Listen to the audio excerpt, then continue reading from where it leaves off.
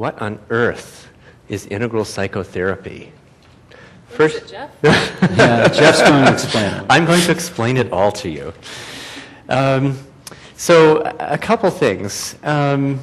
Just to say it's a work in progress. There is no one thing that is integral psychotherapy. One thing that we've certainly enjoyed and appreciated as we've been putting this program together and anticipating your arrival as we've answered this question, as we've chewed on it really over a couple of years together, is that what each of us does when we are with our clients or patients is just so different from what each other does, because we're such different people. And if I look at what I do when I'm in the office with somebody and ask the question, is that integral psychotherapy? I'd like to say yes. And I look at what Elliot does, and it's so different from what I do. And I look at what Willow does, and it's so different from what I do. But when I look at what they do and I say, is that integral psychotherapy? I say, absolutely yes. So this is a question that's really for each of you to answer and to begin to formulate an answer is, what is your integral psychotherapy? And really part of my intention for this week is really to help each of you to move some of your awareness and knowledge of integral theory and the integral model. You wouldn't be here today if you hadn't been drawn to it. And, you know, we all start with this model in our head and we get all excited that we just sort of have this gut sense that it really applies to the work that we do. But how do we go about applying it to the work that we do? How do we really get it into our bones so that we're really responding from what we might call an integrally informed, I need to practice that phrase, integrally informed place as we respond to the person or persons who are in front of us. And through the learning and through the experiences that we'll be doing this week, my hope is that at the end of the week you'll really sort of have a more visceral sense of being an integral psychotherapist, being your own version. So a few things to say, just to start with the question of, well, what is psychotherapy? Before we answer the question of what is integral psychotherapy, maybe we would be wise to just reflect on that question. So psychotherapy is a relatively new invention of the human race. It's about 100 years old, maybe a little bit older than that. And so the core of what happens is that two people get together to focus on the well-being of one. So that maybe is the essence, the simplest kernel of what is psychotherapy. And typically there are certain questions that are addressed, questions of meaning, questions of suffering, perhaps questions of functioning, and perhaps more basically a sense of happiness. Or we might also basically say what's addressed as a complaint. One of the sort of phrases that I learned in my training is, if you don't have a complaint, you don't have a client. So everyone in the room has to have a complaint about something, so you're there to address that. So, but there are lots of relationships in which two people get together to focus on the well-being of one.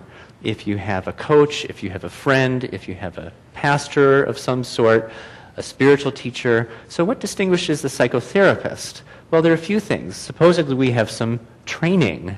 And what does our training provide us? Well, first of all, it gives us a framework, some sort of framework through which we see, that allows us to see things perhaps that somebody who's not a trained psychotherapist might not see. So just most generally, all therapists have to have some sort of framework through which they see. Second of all, we have to have some ways of responding. We get trained in ways of responding to what we see. We have some techniques, we have an approach, we have a perspective, we have things that we do. And lastly, we really make use of ourselves. And one phrase that you're going to hear throughout this week is the phrase self as instrument. That really, we all use our very self as our most important instrument in the work that we do. And our self is an instrument of presence, that we're present with the person or persons we're with. It's an instrument of perception. We use our very self to help us inform what we perceive and what we see. And it's an instrument of response. We use our very self in the way we respond to the people in front of us. So these are all things, we're just talking about psychotherapy. Okay? So that's just sort of a background of what happens in psychotherapy and what defines psychotherapy. So then we come to the question of what defines integral psychotherapy. What makes integral psychotherapy different? And specifically, what makes it different from an eclectic mishmash of different techniques? Is there something organizing about and sort of overarching and coherent about an integral approach to psychotherapy, an approach that uses the integral model? And as we have been talking together about, well, what is integral psychotherapy? What can we say when somebody asks this question?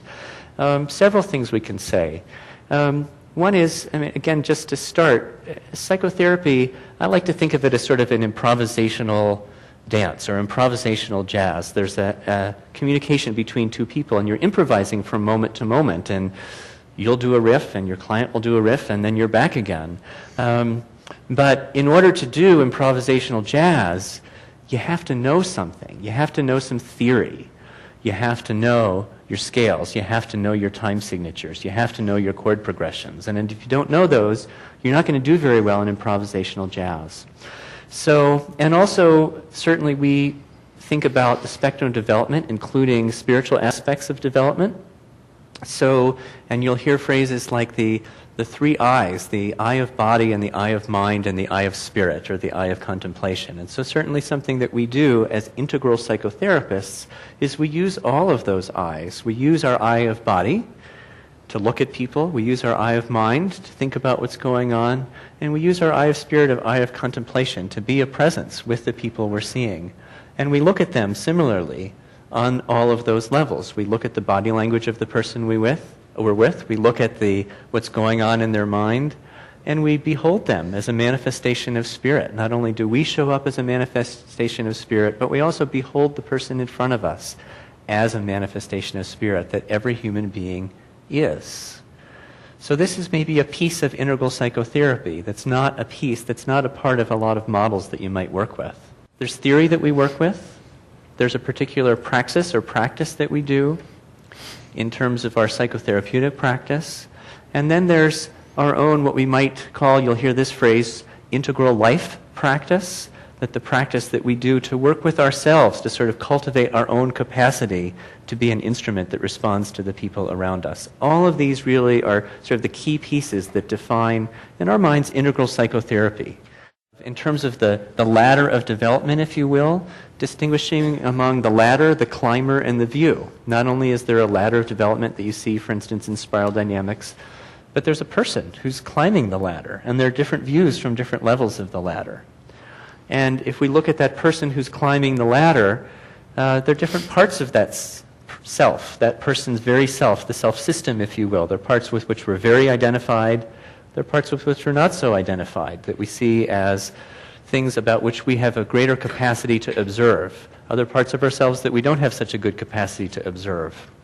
And furthermore, there are parts of our own selves that we identify with very differently, that really our sense of self-identification slides around, depending on the context in which we might be, the people with whom we're engaging, the roles that we're in, and whether we're having a good day or not, or having a bad day. That's, our sense of self slides around. And then, of course, another sort of fundamental idea of Ken's is the idea of transformation versus translation. Somebody's at a certain level of development, functioning in a healthy way, translation, horizontal development, versus transformation to a different level, vertical development.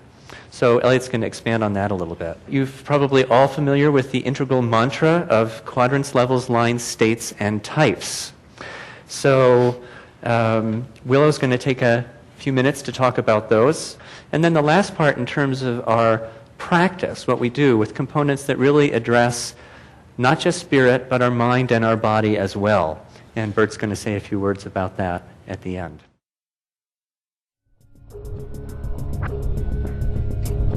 You are listening to www.integralnaked.org.